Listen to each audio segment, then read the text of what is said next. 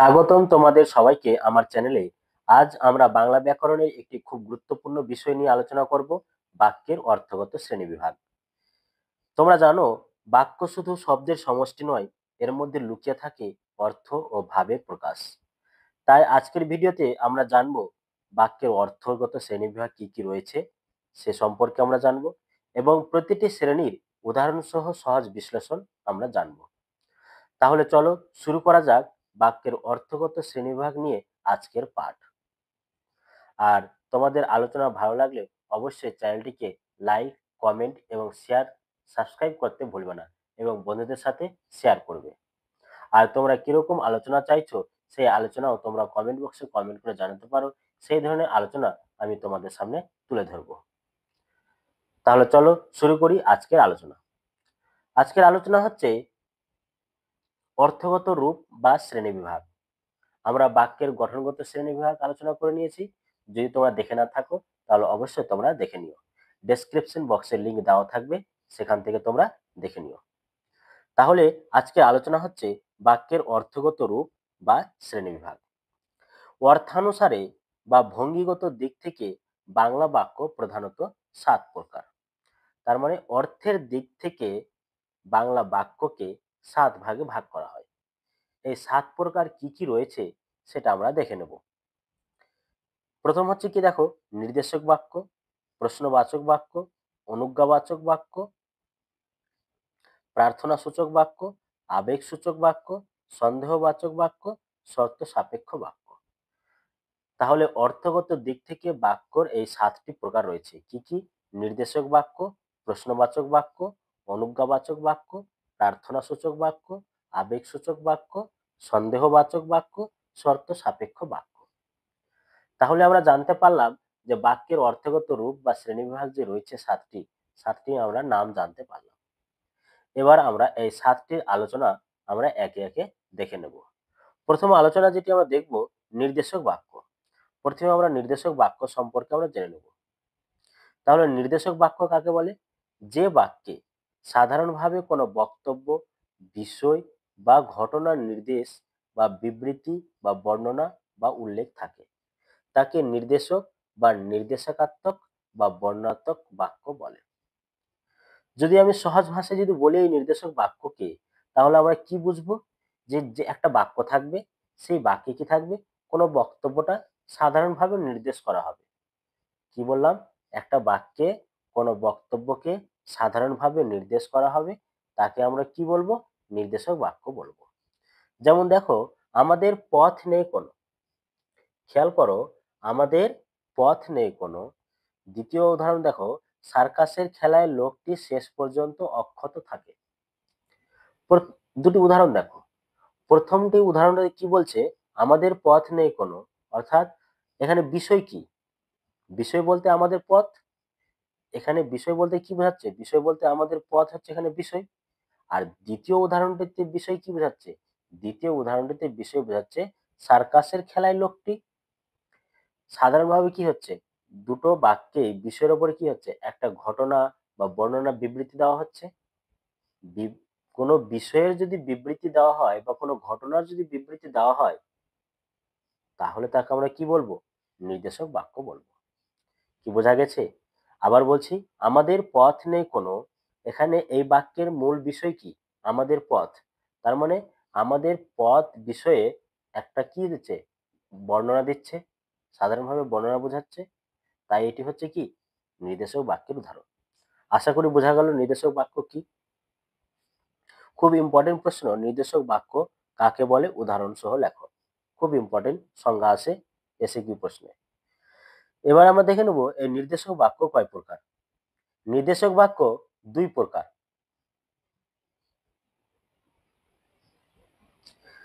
নির্দেশক বাক্য কয় প্রকার? নির্দেশক বাক্য হচ্ছে 2 প্রকার। ইতিবাচক নির্দেশক বাক্য, নেতিবাচক নির্দেশক বাক্য। প্রথমে আমরা দেখে নেব ইতিবাচক নির্দেশক বাক্য কাকে বলে। যে নির্দেশক বাক্যে কোনো বক্তব্য, বিষয় বা ঘটনা বিবৃতির দ্বারা স্বীকার করা হয়, তাকে আমরা কি বলবো? ইতিবাচক বা হ্যাঁবাচক বা অস্তার্থক বাক্য বা সদার্থক বাক্য বলে। এখান থেকে আমরা জানতে পারলাম ইতিবাচক নির্দেশক বাক্যের কয়েকটি নামও আমরা জানতে পারলাম। হ্যাঁ বাচক বাক্য, অস্তার্থক বাক্য, সদর্থক বাক্য, ইতিবাচক নির্দেশক বাক্যের আরেকটা নাম আমরা জানতে পারলাম। তাহলে ইতিবাচক নির্দেশক বাক্যের সঙ্গে আমরা কি জানলাম? নির্দেশক বাক্যের সঙ্গে কি জেনেছিলাম? যে কোনো ঘটনা বা কোনো বক্তব্য সাধারণভাবে নির্দেশ করা বোঝাচ্ছে। কিন্তু এখানে ইতিবাচক নির্দেশক বাক্যের কি সেই বিষয়টার কি হবে বা ঘটনার কি হবে বিবৃতির দ্বারা কি হবে স্বীকার করা বোঝাবে যে না আমি স্বীকার করলাম যে এই জিনিসটা হলো, তাহলে সেটাকে আমরা কি বলবো? ইতিবাচক নির্দেশক বাক্য। যেমন দেখো, এক কথায় বলতে গেলে ইতিবাচক নির্দেশক বাক্যের কোনো কিছু অস্তিত্ব আছে, সেটা হচ্ছে কি নির্দেশক বাক্য।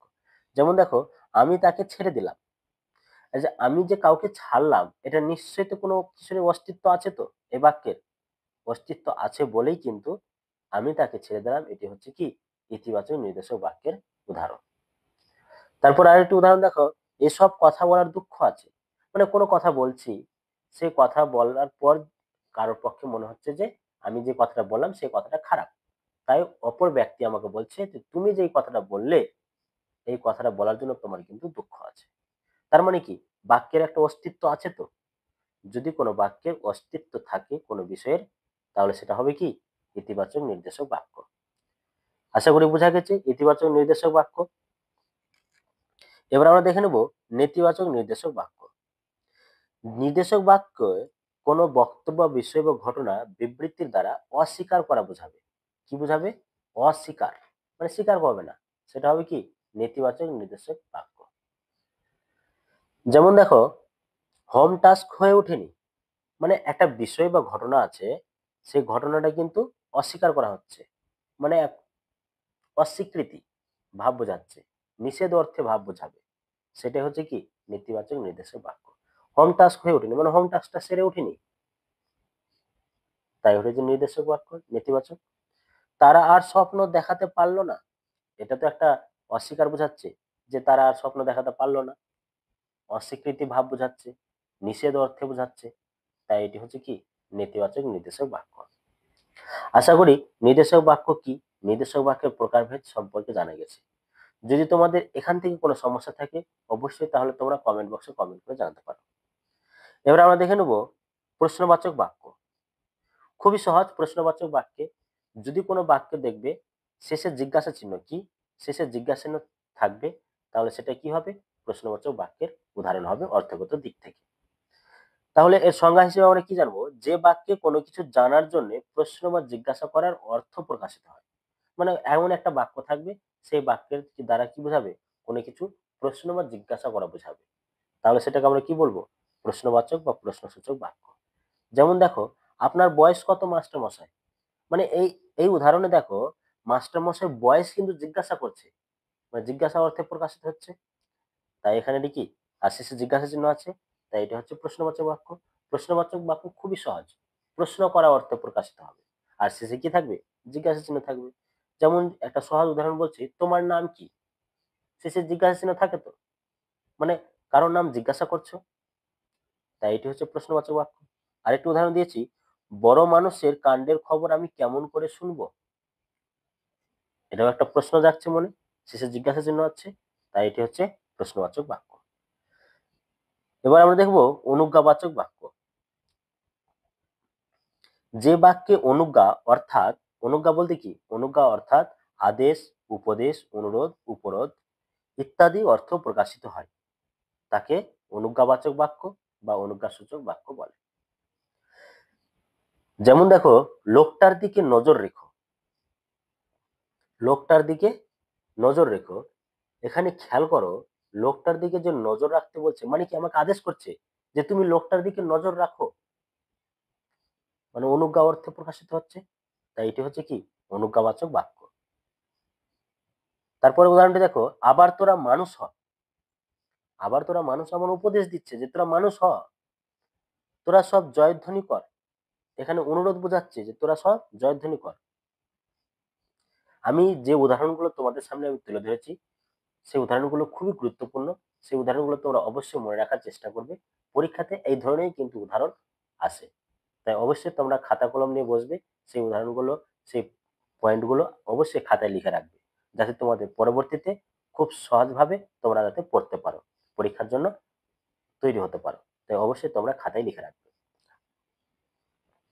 তাহলে বোঝা গেল অনুজ্ঞাবাচক বাক্য কি। এবার আমরা দেখে নেব অনুজ্ঞাবাচক বাক্যের প্রকারভেদ কয়টি রয়েছে। অনুজ্ঞাবাচক বাক্য কিন্তু দুটি রূপ রয়েছে। কি কি? বর্তমান অনুজ্ঞা, ভবিষ্যৎ অনুজ্ঞা। বর্তমান অনুজ্ঞা বলতে কি? মানে বাক্যে যে অনুজ্ঞার ভাবটি থাকবে সেটা বর্তমান কালে বোঝাবে, সেটা হচ্ছে বর্তমান অনুজ্ঞা। যেমন দেখো, তোরা সব জয়ধ্বনি কর।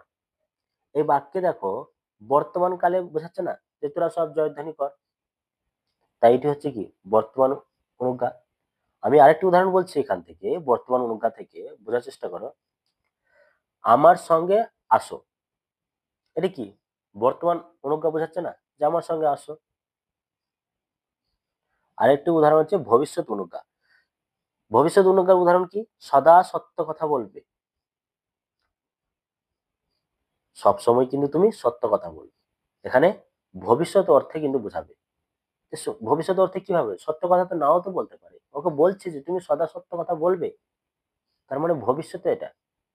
তাই এটা হচ্ছে কি ভবিষ্যৎ অনুজ্ঞা। আমি ভবিষ্যৎ অনুজ্ঞার আরেকটি উদাহরণ দিচ্ছি, বোঝার চেষ্টা করো। তোমার কন্যা নিয়ে উদয়পুরে যাও। তোমার কন্যা নিয়ে উদয়পুরে যাও। এই যে তোমার কন্যাকে নিয়ে যে তুমি কোথাও যাওয়ার কথা বলা হচ্ছে, কন্যাকে নিয়ে, তার মানে কি ভবিষ্যৎ অর্থে বোঝাচ্ছে তো, আর এটা আদেশ দিচ্ছে তো। তাই এটা হচ্ছে কি ভবিষ্যৎ অনুজ্ঞার উদাহরণ। আশা করি বোঝা গেল অনুজ্ঞাবাচক বাক্য কি। এবার আমরা দেখে নেব প্রার্থনা সূচক বাক্য। প্রার্থনা সূচক বাক্যের উদাহরণ কি, সংজ্ঞাটা কি হবে? যে কোনো প্রার্থনা বা ইচ্ছা প্রকাশিত হবে, এমন একটি বাক্য থাকবে, সেই বাক্যের দ্বারা কি বোঝাবে? প্রার্থনা বা ইচ্ছা প্রকাশিত হবে, সেটা হচ্ছে কি প্রার্থনা সূচক বাক্য।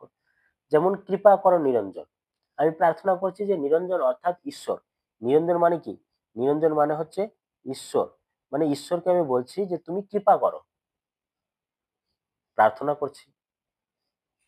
তারপরে আরেকটি উদাহরণ নেওয়া হয়েছে, সেই উদাহরণটি দেখো ভালো করে। এদেশের বুকে 18 আসুক নেমে। এই উদাহরণটা কিন্তু খুবই ইম্পর্টেন্ট।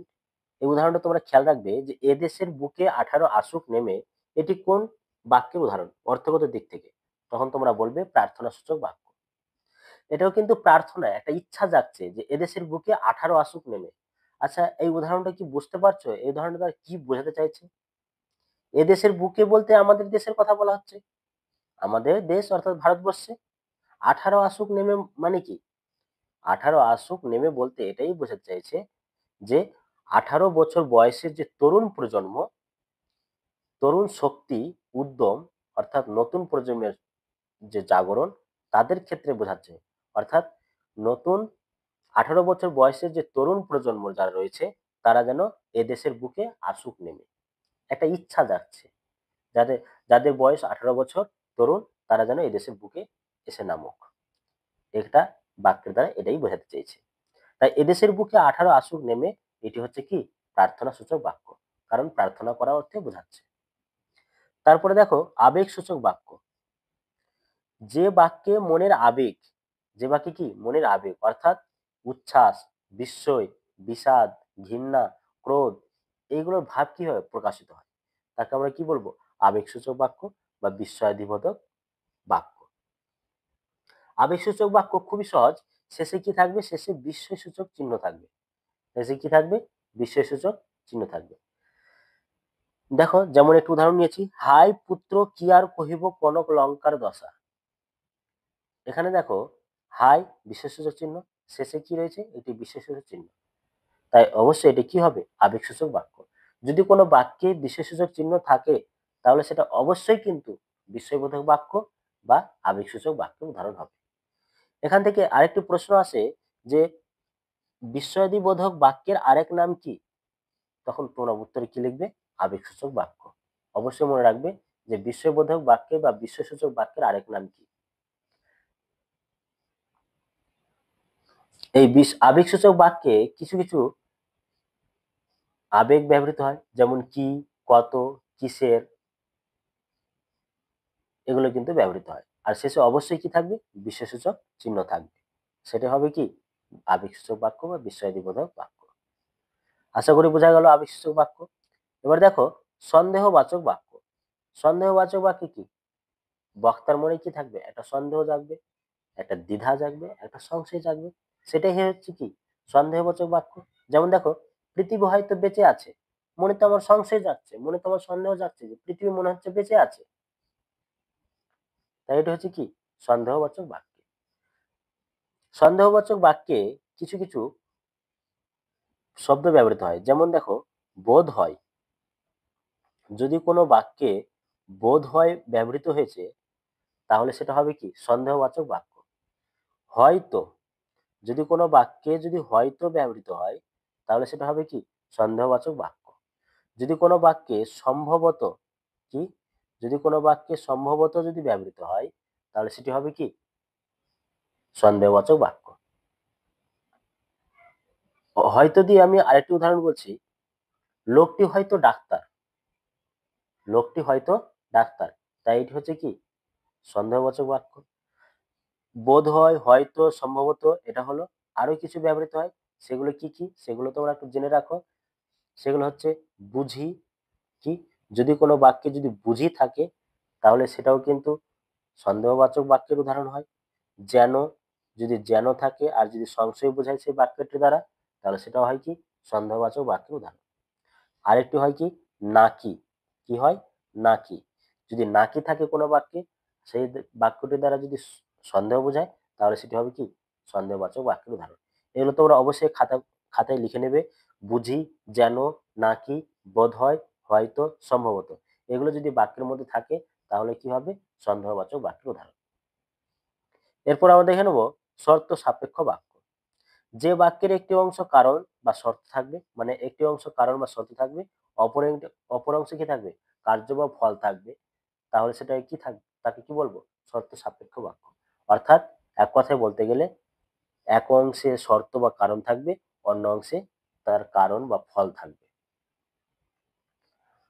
থাকবে, সেটা হচ্ছে কি শর্ত সাপেক্ষ বাক্য।